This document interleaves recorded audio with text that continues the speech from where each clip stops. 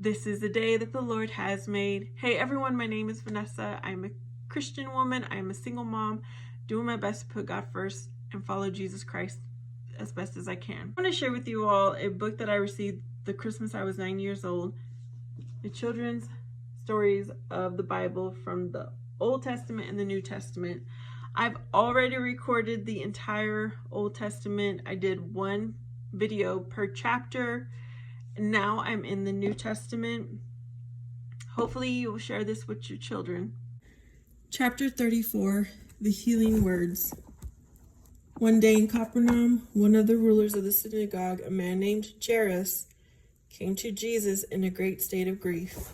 He fell before Jesus and begged him, "My daughter is dying and may even now be dead, but if you come and lay your hand upon her, she will live." Thus had the fame of Jesus grown, so that even a leader of the synagogue had complete faith that he could cure his daughter of her terrible sickness. Jesus rose and followed Jairus, accompanied by some of his disciples. As they walked along, a great throng of people crowded around. Jairus was an important man, and they knew of his daughter's illness, and they hoped to see a miracle performed. In the crowd was a poor woman who had been very ill for 12 years with a sore that had bled so much that she had grown very weak. She was not able to push through the crowd to speak to Jesus, and she could not make herself heard among the throng. She had great faith in Jesus, and she felt if she could just get close enough to touch the hem of his robe, it would help her. She struggled through the crowd, and as Jesus passed, she reached out and barely touched the hem of his robe. At that instant, she was cured.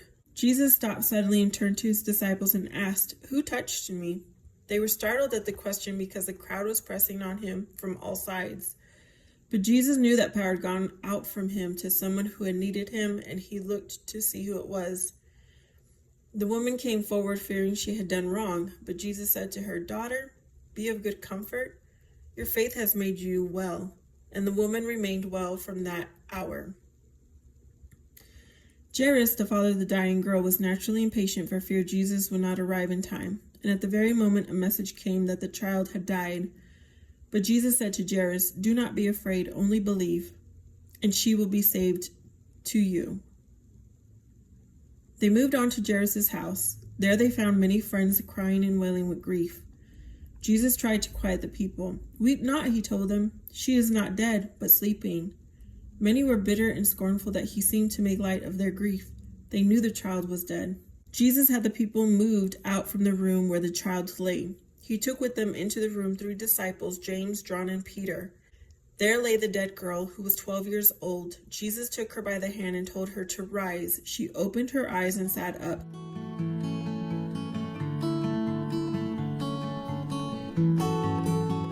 Completely cured. As with many of his healing miracles, Jesus told those who knew of this not to talk about it.